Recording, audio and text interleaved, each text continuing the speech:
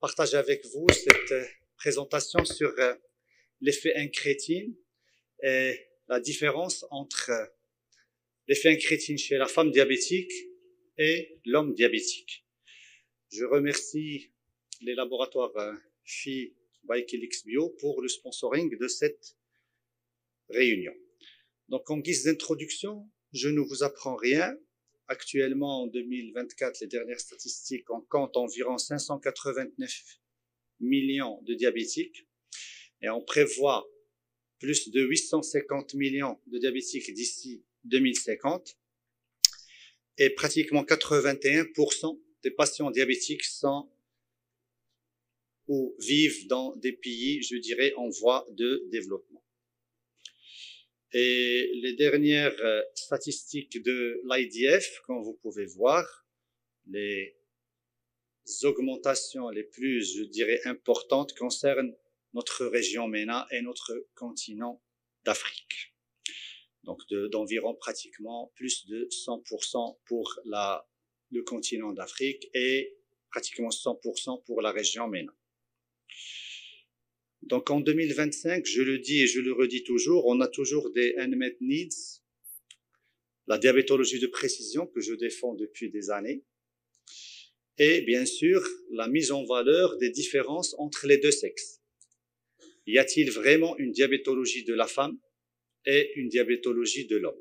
C'est ce qu'on va essayer aujourd'hui de voir rapidement, mais surtout, on va faire un focus sur l'effet incrétine. Bien sûr, la prévention du diabète, la génétique du diabète qui reste toujours mystérieuse, la maladie qui devient de plus en plus agressive, et bien sûr, est-ce qu'on peut, je dirais, améliorer notre prise en charge par une bithérapie d'emblée, comme pour l'hypertension artérielle.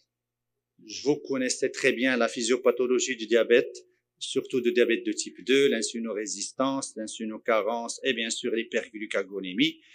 Et comme je vous ai dit, la diabétologie de précision, on est à l'ère de la médecine de précision et donc il ne faut pas mettre tous les œufs dans le même panier, il ne faut plus traiter tous les diabétiques de la même manière, il faut les stratifier selon un profiling et bien sûr, cela va nous permettre de personnaliser la prise en charge. Le premier qui a commencé à traiter ça, c'était De Fronzo en 2015, à l'EASD 2015. Donc, il a commencé à dire qu'il n'y a pas que le pancréas, le muscle, le tissu adipeux et le foie qui sont incriminés dans la genèse du diabète de type 2. Il y a aussi cette conviction qu'il défendait qu'une monothérapie est une stratégie vouée à l'échec.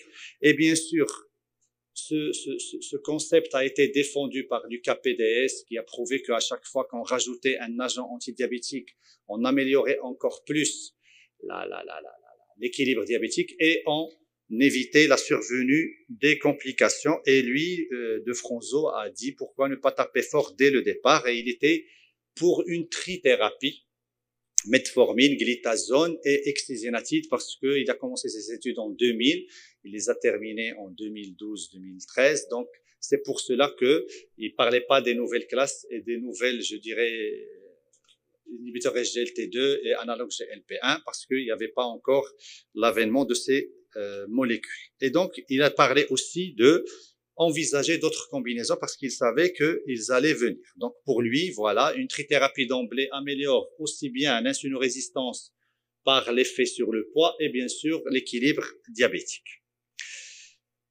Le flambeau a été passé à Monsieur McCarthy. Donc, d'ailleurs, comme je le dis toujours, De Fronzo a dit metformine, glitazone, les deux insulinosensibilisateurs, c'était bizarre, et l'exinatide, analogue GLP1. Puis, donc, McCarthy, c'est lui qui a créé ce qu'on appelle la palette de McCarthy avec laquelle on travaille. D'ailleurs, je vais partager avec vous j'avais déjà partagé avec vous les résultats préliminaires. Maintenant, l'article est publié. Donc, il vient d'être publié. Donc, je vais partager avec vous l'article. Donc, c'est lui qui a montré, je dirais, l'efficacité de la mise en évidence de tous les mécanismes physiopathologiques et de leur contribution, que ce soit la fonction cellulaire bêta, l'insulinorésistance qu'il a différé entre les trois organes, foie, tissu adipeux et muscles, et bien sûr l'effet incrétine qu'il a individualisé comme un facteur physiopathologique indépendant. Et donc il a parlé d'un phénotype qui reflète un génotype. Bien sûr, on ne peut pas faire le génotype. Déjà, la génétique, elle est mystérieuse. On connaît jusqu'à présent jusqu'à 15 à 20% de la génétique du diabète. Donc, lui, à travers le phénotype, il peut deviner le génotype. Et donc, ce phénotype-là, c'est la somme de l'épigénétique, de facteurs environnementaux et de la génétique. Et cela va permettre d'individualiser la contribution de chaque mécanisme physiopathologique dans la genèse d'un diabète chez un diabétique. Donc, comme vous pouvez voir, donc McCarthy, selon sa palette, comme vous pouvez voir sur la diapositive, il a individualisé le rôle de l'effet incrétine, donc, dans la genèse du diabète de type 2. Et bien sûr, maintenant, on peut prévoir quelle serait la contribution de chaque mécanisme physiopathologique et quelle serait la trajectoire qui va faire notre patient dans l'évolutivité de sa maladie. Bien sûr, cela a abouti à des clusters, à des sous-groupes, des phénotypes, l'insulinodéficient, l'insulinorésistant hépatique, l'insulinorésistant obèse et le sujet âgé. Et bien sûr, chacun a besoin d'un régime particulier, a besoin d'une activité physique particulière et a besoin d'une prise en charge particulière, notamment les inhibiteurs de DPP4 que vous pouvez voir sur la diapositive. Toujours en matière de clustering ou de phénotypage, donc chaque phénotype a des caractéristiques cliniques et biologiques qu'on peut facilement individualiser. Je vais partager avec vous des cas facilement, je dirais, individualisables. Les premiers qui ont fait cette approche, c'était les Suédois, et donc ils ont trouvé que les 93,6% de diabétiques type 2 étaient ou appartenaient aux différents clusters. Je dirais l'insulinodéficient, celui qui a rapidement besoin d'insuline et celui qui fait des DAC, etc. L'insulinorésistant hépatique, celui qui n'a pas un IMC très élevé au stade de l'obésité, mais qui a une forte insulinorésistance. Et bien sûr, le diabétique âgé classique qu'on connaît tous et le obèse. Il y a 14 études dans le monde qui ont été faites selon les pays, la Corée, la Suède, le Danemark, la Norvège, les Américains, les Chinois, etc. Et bien sûr, selon la génétique, vous voyez la contribution de différents clusters. J'ouvre une petite parenthèse avant de parler de notre expérience marocaine. C'est pour l'insulinorésistant hépatique, comme vous pouvez le voir sur la diapositive, il a un peptide C très élevé. Et donc, c'est le patient qui va faire une hémoglobine glycée à 12, 13, 14%. Vous allez taper fort, trithérapie avec un sulfamide. Il va commencer à faire des hypoglycémies, comme quoi ce clustering, ce phénotypage, cette personnalisation va rendre utile, je dirais, la prise en charge adaptée aux patients. Donc, notre expérience, pour la première fois, avec une immense joie, je partage avec vous. Donc, c'est une étude que j'ai menée sur 3 ans et demi pour les patients marocains, 1002 patients. Donc, on va voir aujourd'hui uniquement l'effet incrétine et la femme. Peut-être dans d'autres réunions, on va la décortiquer en détail. Et donc, comme vous pouvez voir, nous, on a 42% de diabétiques âgés qui font partie des diabétiques de type 2. Nous avons 19% des insulinodéficients qui auront besoin d'une insulinothérapie plus précocement par rapport aux autres. Et nous avons 14% des insulinorésistants, principalement hépatiques, et principalement c'est des hommes. Donc voilà les données de notre étude. L'âge moyen du diagnostic était de 46 ans chez la femme et de 43 ans chez l'homme. Donc, on a eu un rajeunissement de l'âge de survenue du diabète de type 2 au Maroc. Bien sûr, on a un peptide C plus effondré chez la femme que chez l'homme, suite à l'effet incrétine, et bien sûr, tous les indicateurs de l'insulinorésistance, l'indice de Homa, l'indice de Quicky, l'indice de Matsuda, tous ces indicateurs étaient toujours en défaveur de la femme. Dans une autre réunion, peut-être on va la décortiquer. Comme vous pouvez voir, la participation de la femme dans les différents sous-groupes, je dirais dans l'âgé, c'était majoritairement des femmes. On conclut que la femme fait le diabète de type 2 à un âge plus avancé que l'homme. Et dans l'obèse, dans le sous-groupe des obèses, la femme était majoritaire à plus de 60 à 57%. Donc, c'est une notion très importante. Bien sûr, il y a beaucoup de détails sur le LDL, le fond d'œil, le bilan lipidique, le bilan cardiovasculaire. Peut-être dans d'autres réunions, on pourra décortiquer tout ça. Concernant le traitement initial, donc, la première attitude thérapeutique que nous avons entrepris chez nos patients nouvellement diagnostiqués, les glyptines faisaient partie dans, je dirais, le groupe insulino-déficient, 50% des femmes versus 61%, 62% des hommes, tandis que dans l'insulino-résistant hépatique, pratiquement plus de 80% étaient sous glyptine. Et dans l'obèse, je dirais moins de femmes que d'hommes, soit 77% versus 85%, et dans les sujets âgés, la même chose. Donc, comme quoi, je dirais, nous avons pensé, prescrit, donné les glyptines dans plus de 70% des cas. Et comme on a vu l'âge moyen de la survenue du diabète de type 2 dans notre population marocaine, il y a une entité très importante que je dois souligner, c'est le diabète de type 2 précoce. On assiste à un rajeunissement de la survenue du diabète de type 2. Avant, le diabète, c'était 60 ans, il faisait rarement des complications, 20 ans d'évolution, metformine, sulfamide, patient tranquille, on le revoit, il n'y a pas de problème. Maintenant, il y a un rajeunissement de la survenue du diabète de type 2. On a des diabétiques à moins de 45 ans, moins de 40 ans, voire même moins de 35 ans. Comment? Ah. C'est une autre entité, peut-être on va la traiter. D'ailleurs, c'est un sujet pour la journée du service le 14 juin. Vous êtes le bienvenu à l'hôpital militaire. On va parler des diabètes atypiques. Et donc, cette entité est très importante parce que un diabète de type 2 précoce c'est une maladie agressive et c'est une maladie rapidement évolutive vers les complications. D'ailleurs, quand vous pouvez voir le diabétique classique en bleu, il est rapidement contrôlable. Tandis que le diabétique précoce, regardez avec la courbe rouge, difficilement équilibrable. Aussi, un point très important, c'est l'exposition glycémique. Si quelqu'un fait le diabète à 40 ans, il a une espérance de vie de 75 ans, il va vivre avec son diabète 35 ans. Ça veut dire chaque 10 ans, il a plus de 25% de risque de complications par rapport au diabétique classique, qui lui a 4 fois de risque de complications par rapport au non-diabétique. Ça veut dire ce rajeunissement de la survenue du diabète de type 2, non seulement sur le plan métabolique est difficile à équilibrer, mais aussi sur le plan évolution vers les complications, il y a plus de risques de complications. Et donc, c'est une maladie agressive. Et là, si on fait baisser l'hémoglobine glyquée au moment du diagnostic de 1%, on gagne sur la mortalité et le risque d'infarctus, comme on dit, le diabétique meurt de son cœur, d'environ pratiquement 20%. Tandis que si on fait baisser cette même 1% d'hémoglobine glyquée après 10 ans, on gagne moins de 10%, voire même moins de 3% sur la mortalité toutes causes confondues.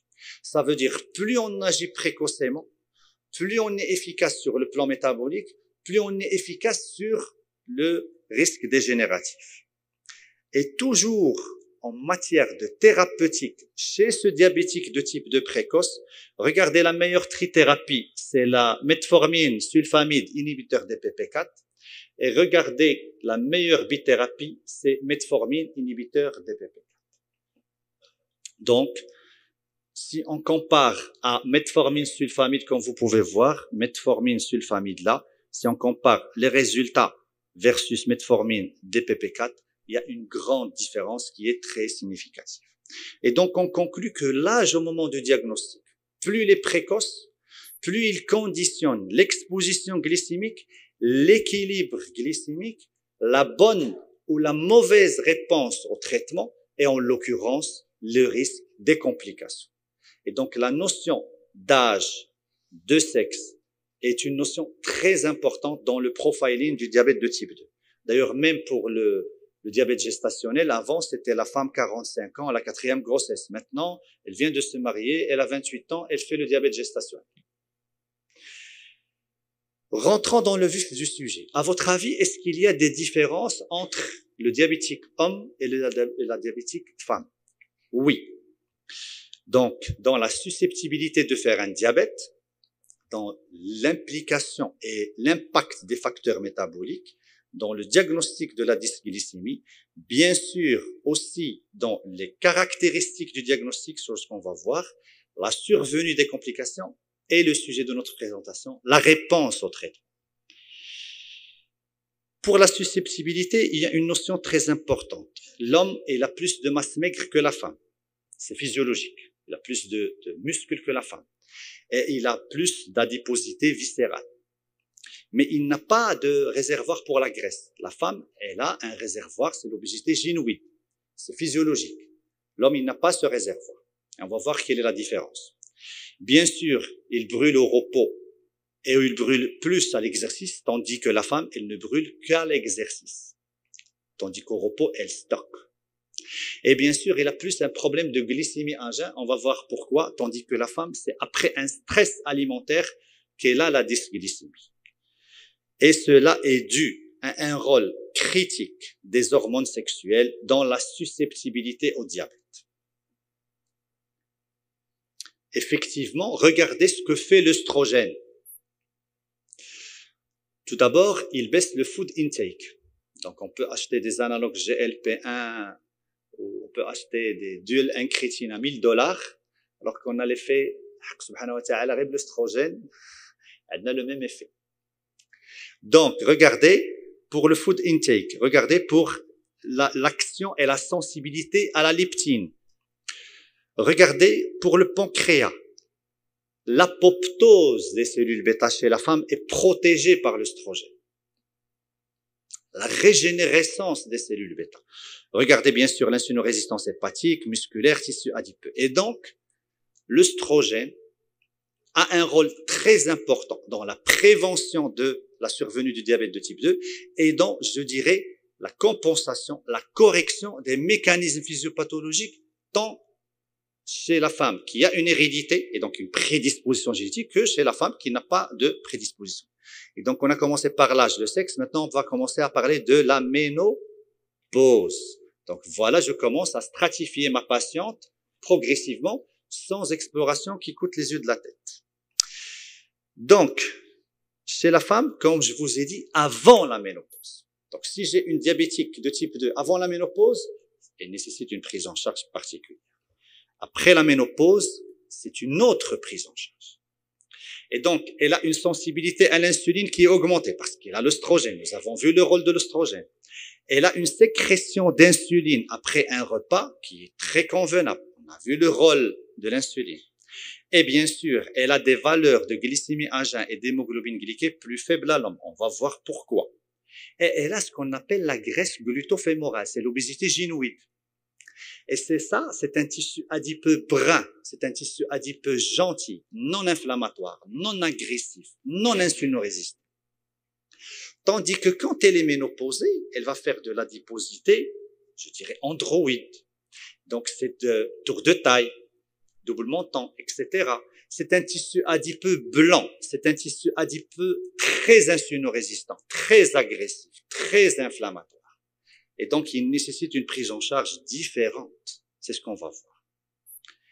Et voilà l'effet incrétine chez la femme et le rôle de l'œstrogène. Les cellules L qui sécrètent le GLP-1 qui va migrer pour booster les cellules bêta sont influencées, impactées par l'œstrogène. Et les cellules alpha qui vont sécréter le glucagon qui va faire l'hyperglucagonémie de la genèse du diabète de type 2 que nous avons vu, ils sont freinés par l'œstrogène. Et donc de là, on devine que déjà une femme diabétique type 2 ménopausée, un inhibiteur de la DPP4 ou un analogue du GLP-1 serait toujours de mise. Donc c'est une notion très très importante. Petite parenthèse pour l'homme, d'abord, l'équitabilité. Donc, chez l'homme, la testostérone joue le même rôle. Donc, elle augmente la sécrétion d'insuline, elle augmente l'action du GLP-1 par le même mécanisme et elle diminue, bien sûr, tout ce qui est apoptose et inflammation de la cellule bêta. C'est pour cela que, certainement, vous avez vu, donc nous avons vu l'œstrogène et le GLP-1 chez la femme. Chez les hommes, s'il a un hypogonadisme ou s'il a une andropause, il va faire plus de diabète, plus de NASH et bien sûr, plus de mortalité. C'est un paramètre très important, la protection des stéroïdes, des hormones stéroïdiennes, dans, je dirais, le risque de mortalité chez l'homme et chez la femme. Et si on prend cette testostérone et on la donne à la femme, qu'est-ce qu'on aura? Vous avez tous vu ça. Les OPK, l'insulinorésistance. Comme quoi, c'est pas parce que je donne une forte dose d'œstrogène, voire même je donne de la testo, j'aurai un résultat meilleur. D'ailleurs, aux États-Unis, ils traitaient le prédiabète par la testostérone chez certains hommes. Ils ont trouvé un résultat très prometteur. Ils ont commencé à traiter les femmes. Ils sont tombés dans l'inverse. Et donc, ils ont conclu que non. Allah subhanahu wa ta'ala donne la testo pour l'homme et l'oestrogène pour la femme, c'est pas arbitrairement. Il y a une logique. Subhanal khaliq. Et donc, si je donne de la testo à la femme, j'aurai l'insulinorésistance et l'hyperinsulinisme. Et comme vous pouvez voir là, si je donne des doses supraphysiologiques à la femme, j'augmente le risque de diabète de type 2. Parce que je suis dans des doses supraphysiologiques, c'est comme si je donne de la testostérone. Et regardez là, si j'ai une ménopause ou une carence oestrogénique, regardez, l'obésité, le syndrome métabolique et le diabète, je dirais, il y a une augmentation de leur risque. Donc, je dois prendre en considération l'âge de mon patient, le sexe de mon patient, et bien sûr, ménopause, andropause. C'est un concept très important dans le profiling, dans le phénotypage de mon patient, diabétique de type 2. La dysglycémie, bien sûr, avant que le patient soit diabétique, il est prédiabétique. Donc, il a une dysglycémie. Donc, chez l'homme, il a une hyperglycémie à jeun plus fréquente. D'ailleurs, on l'a dit tout à l'heure et on a vu sur les résultats de notre étude marocaine.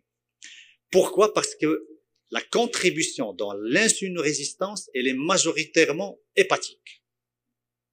L'homme fait plus d'insulinorésistance hépatique.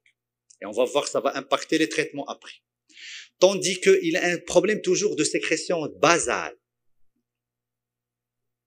Un homme a toujours, quand il va devenir insulinonécessitant, il aura plus un problème de basal initialement, puis il aura besoin de rapide. La femme, non. C'est au moment de la dysglycémie, c'est au moment du stress alimentaire. Elle a un problème plus d'HGPO, plus que de la glycémie à jeun. C'est pour cela qu'on a des femmes, toujours, ils ont une glycémie à jeun plus faible que les hommes. Pourquoi? Parce qu'elle a une insulinorésistance périphérique. C'est pour cela que tout à l'heure, nous avons vu dans notre étude, l'indice de Quicky est plus défavorable pour la femme versus l'indice de HOMA. Parce que l'indice de HOMA évalue toute l'insulinorésistance, mais principalement hépatique, tandis que l'autre, il évalue l'insulinorésistance périphérique, musculaire et adipeuse. Et la femme, elle a une faible masse musculaire, c'est logique. Et donc, le problème, c'est l'HGPO. C'est pour cela que dans notre étude, nous avons fait ce qu'on appelle l'HGPO revisité, qui va nous donner l'indice de Matsuda, l'indice insulinogénique, etc. Bien sûr, elle évalue l'insulinosécrétion, l'insulinosensibilité. Je partage avec vous certains exemples. Regardez cette patiente, 82. Elle a 42 ans quand on a fait le test. Diabétique 7.1. D'ailleurs, elle était très déséquilibrée avant, on a réussi à l'équilibrer. Regardez, l'insulinémie à jeun à 6. Il n'y a pas d'hyperinsulinisme. Il n'y a pas d'insulinorésistance hépatique très, très manifeste.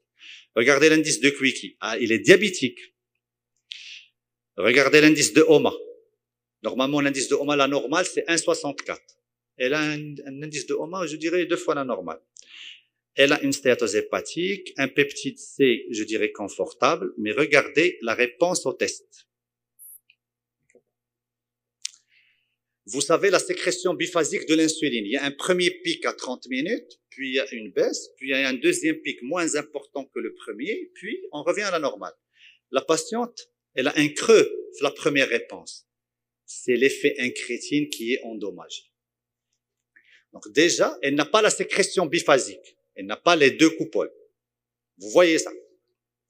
Et le premier pic qui, je dirais, suit la prise alimentaire, je dirais, il est un peu écrasé. C'est l'effet incrétine.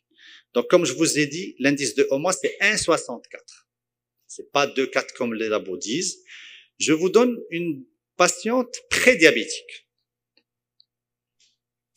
Donc, elle a commencé la dysglycémie. C'est une patiente qui a une forte hérédité diabétique et qui est régulière dans son suivi.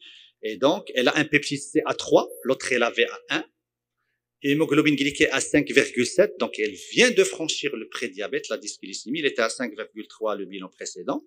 Regardez sa réponse. 30 minutes, 245. Puis, il a fait 107, 110, puis il a fait le deuxième pic, 121. Puis, elle est redescendue à 94. Ça veut dire, elle a mimé la physiologie. Elle a suivi la courbe de la sécrétion biphasique de l'insuline. Mais quand elle serait diabétique, quand elle va franchir le cap, elle va avoir la même courbe que la première. D'où l'intérêt de la prise en charge de l'effet incrétine chez la femme diabétique de type 2, surtout si elle est ménopause. On comprend maintenant pourquoi. Donc, un homme, regardez, l'insulinémie à jeun, 26. Il est hyperinsulinique. L'insulinorésistance hépatique, l'indice de HOMA, il est à 8. Et bien sûr, il est diabétique. Donc, pour les complications rapidement, le risque absolu de complications cardiovasculaires, il est supérieur chez l'homme, tandis que le risque relatif, il est supérieur chez la femme. Je m'explique. Homme versus femme, le risque est supérieur chez les hommes. Femme diabétique versus femme non diabétique, c'est le risque relatif. Le risque relatif est supérieur chez les femmes. Et donc, là, c'est elle qui fait de l'athérosclérose plus avancée, c'est elle qui fait des complications parce que c'est elle qui a la ménopause un peu précoce et elle va se priver de la protection œstrogénique qui va agir d'une part sur le plan métabolique et d'autre part sur le plan cardiovasculaire, osseux et j'en passe. D'ailleurs, quand on voit le risque cardiovasculaire évalué à 10 ans, avant 55 ans, il y a une majorité d'hommes, après 55 ans, il y a une majorité de femmes et vous comprenez maintenant pourquoi. D'ailleurs, après 55 ans, il n'y a pas de low risque. La même chose pour l'atteinte coronaire. Si j'ai une femme ménopausée, diabétique de type 2, précoce, avec une forte insulinorésistance ou âgée, elle a beaucoup de risques très élevés, cette étude, selon les clusters, sur 10 ans, de faire les événements cardiovasculaires. Et donc, je peux prévoir chez cette patiente le risque de complications. La même chose rapidement pour la microangiopathie, le risque de rétinopathie est pareil, mais le risque de déclin de DFG est supérieur chez la femme et le risque d'albuminurie est supérieur chez l'homme. Peut-être une autre fois, on va expliquer en détail pourquoi. La même chose, si j'ai une femme ménopausée, diabétique de type 2, précoce, avec une insulinorésistance ou avec un âge avancé, elle a plus de chances de faire de l'atteinte rénale et de l'atteinte rétinienne. Avant de conclure, on va faire un petit mot sur les traitements. La metformine. Sur le poids, la femme gagne plus. Sur l'hémoglobine glyquée, l'homme gagne plus. Mais sur les effets secondaires, la femme fait plus d'intolérance à la metformine. D'ailleurs, comme vous pouvez voir ici, le lifestyle versus metformine chez l'homme et chez la femme. L'axe incrétine. La femme, quand elle n'est pas encore diabétique, elle a un axe incrétine 20% plus supérieur que chez l'homme. Mais tant qu'elle n'est pas encore diabétique, dès qu'elle est diabétique, elle va perdre cet avantage. Donc, comme vous pouvez voir là, les cercles fermés, c'est les femmes. Donc, regardez la glycémie est plus contrôlée. Regardez le glucagon, parce que l'effet incrétine du GLP-1 stimule la sécrétion de l'insuline et freine le glucagon. Regardez le glucagon chez la femme, elle est plus freinée, tant qu'elle n'est pas diabétique. Mais dès qu'elle est diabétique, regardez la différence pour le GIP, qui est un agent potentialisateur du GLP-1, et la même chose pour le GLP-1. Donc, une femme diabétique a l'effet incrétine très altéré, tandis qu'une femme non diabétique a un effet incrétine supérieur. Les recommandations, je ne vous apprends rien, vous connaissez ça. Un petit mot sur les différents inhibiteurs DPP4, ils ont des différences de structure, mais ils ont aussi des différences dans la sélectivité et surtout dans la potentie. Et là, comme vous pouvez voir, la sitagliptine, elle peut agir jusqu'à 24 heures avec plus de 80% d'effet à 24 heures et bien sûr, elle a une high sélectivité. C'est pour cela que cette sélectivité pour la DPP8 et la DPP9 qui jouent un rôle dans le système immunitaire, qui a fait en sorte que les DPP4 étaient recommandés lors du Covid, même dans le stade sévère, parce que ils ont une action immunitaire très importante. C'est pour cela que les inhibiteurs DPP4, avec l'insuline, ils étaient recommandés même en cas de Covid sévère ou d'infection sévère. Donc, en pratique, il faut agir sur les différents mécanismes physiopathologiques que nous avons vus. L'insulinocarence ou l'insulinopénie, l'insulinorésistance hépatique, musculaire, tissu adipeux. C'est pour cela que De Fronzo, il a dit glitazone parce qu'ils agissent sur le tissu adipeux et le muscle, et metformine parce qu'il agit sur le foie. Et bien sûr, des médicaments au moins neutres, sinon bénéfiques sur le plan cardiovasculaire, et si je peux préserver le capital bêta, chose que fait la testostérone et l'œstrogène, j'aurai un effet meilleur. En conclusion, le diabète, il n'y a pas un diabète, il y a des diabétiques. Il faut souligner les différences interindividuelles selon l'âge, l'ancienneté, le sexe, le profil hormonal. On va faire un profiling comme on a vu dans notre étude de 1002 cas et cela va ajuster le traitement, on va personnaliser le traitement et on va faire éviter à nos patients la survenue des complications. Et vous pouvez constater que les inhibiteurs DPP4, comme pour la sitagliptine, ils diminuent l'HbA1c avec faible risque d'hypoglycémie, de variabilité glycémique, sans prise de poids et neutralité pondérale. Et je vous remercie. Merci, monsieur le professeur, pour cet exposé qui a bien simplifié les choses et l'effet des hormones sur l'effet incrétine. Alors, on donne à la salle 2 questions, sauf Dr Rifahi et Dr Najib, vous n'avez pas le droit de poser de questions. Alors, non, vous n'avez pas le droit. Pas du tout. D'accord. Madame Rose. Merci. Écoutez, je tiens beaucoup à vous remercier pour cet exposé vraiment extraordinaire, passionnant et très bien expliqué. Nous, en tant que généralistes, le problème qui se pose pour nous, c'est quand on découvre un diabète vers l'âge entre 25 et 35 ans. Comment le classer? Est-ce qu'il est type 1 ou type 2?